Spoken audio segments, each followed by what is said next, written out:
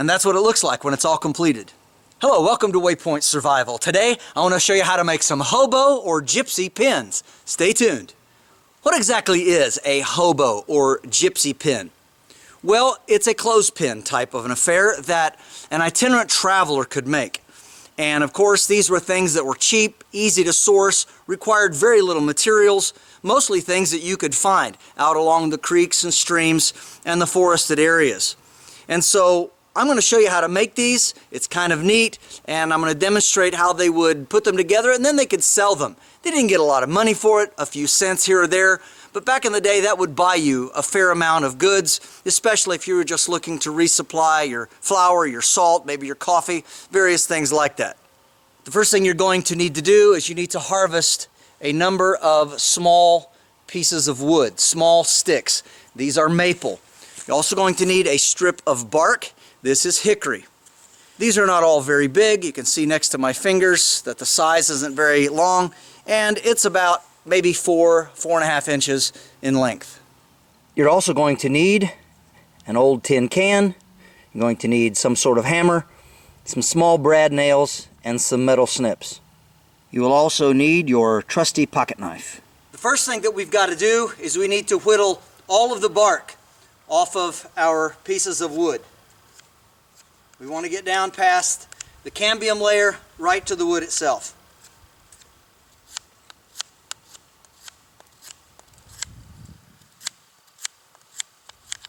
Alright, there we go.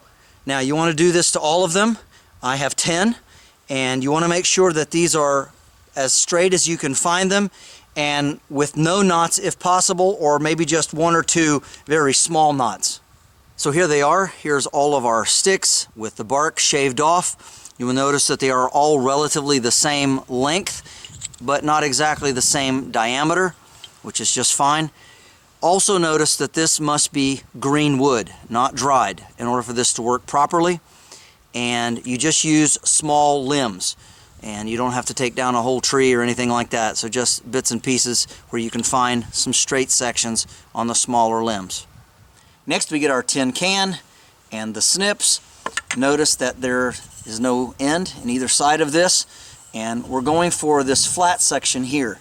So what we're going to do is we're just going to cut down through here, and you can use any of this that you wish. Of course, you can use the ribbed part. Waste not, want not. Alright, there we go. Now you can flatten this out. Again, be careful. You might want to use gloves for this. Just sort of flatten it out like that. It doesn't have to be perfect. Now what we're going for, I'm going to use this flat metal here. And I'm just going to cut off some very small strips, not even very long.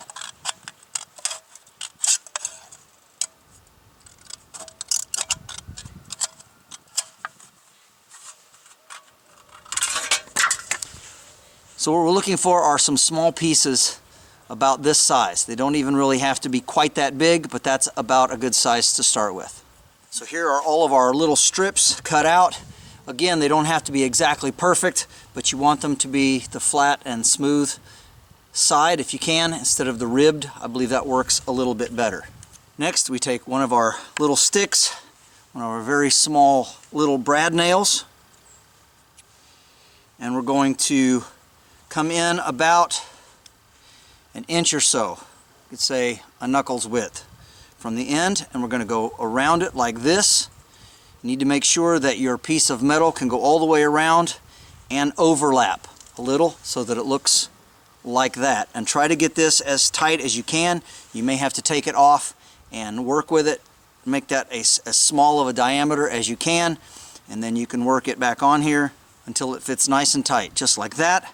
Then where this overlaps, right here, you want to take the nail, keeping all of this tight, and you want to nail these two together.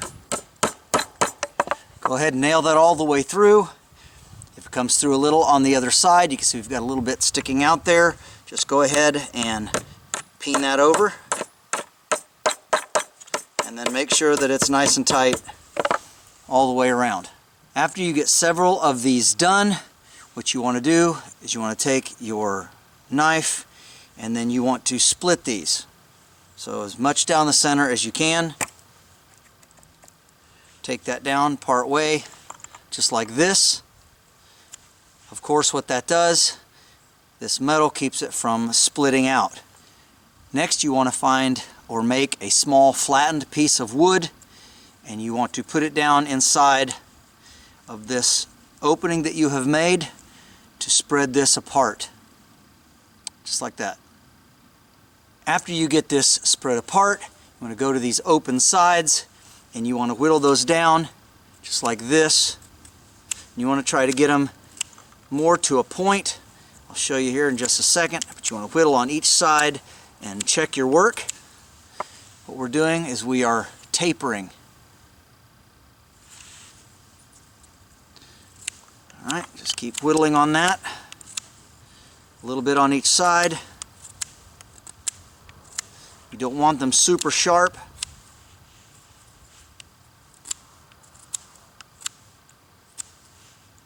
But you do want them sort of like that. Now the next thing we're going to do is we're going to come to the inside and we're going to start shaping this part. And this makes the jaws. When you're done, it should look something like this. You want to go ahead and do that to all of them.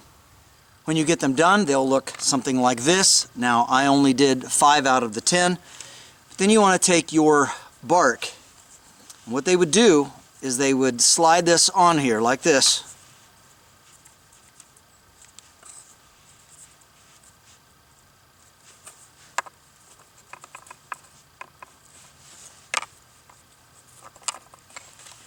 So just like this, and then they would hang this somewhere to dry. So this is a project that could be made really cheaply and easily by a hobo or by a gypsy. And again, they would perhaps make 10 of these and they might get a penny a piece. So out of a little bit of work, you might get a dime. But of course, remember that many things, as I said earlier, cost a lot less, relatively speaking.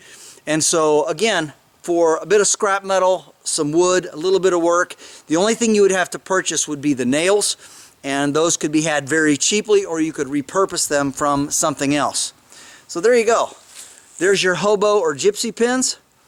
It's kind of fun to use, and something like this I could also see being very handy in the survival and bushcraft world. If you just want to make something that's really cool and handy, make it as a gift, and then like I said, after this dries out, then it'll be ready to use. It'll last for a long time. These, of course, would then be sold by the local store owner to the housewives and people in the area who would use them for clothespins. Of course, they could also be very handy for anybody that wanted to hang something up from a string or a wire, or if you're drying out your clothes on a bush, you could use that as well. Again, just something very simple and easy to make. You could do this around the campfire in the evenings, a way to make a little money, and a good way to pass your time in something productive. So for those of you who are interested, of course, these are the ones that I just made, and here is the original that I copied from. This is James Bender for Waypoint Survival. If you like this video, please give it a thumbs up. Also, make sure and check out the links in the description box below, just under the More button. While you're down there, you'll also find our waypointsurvival.com link. And this is where you can sign up to take survival and bushcraft classes here at our beautiful training facility in Southern Ohio. And if you haven't already done so, please subscribe to the channel. We'd really appreciate it. And when you do subscribe, make sure and press that bell button so that you can stay notified of all of our upcoming videos, and we'll talk to you next time.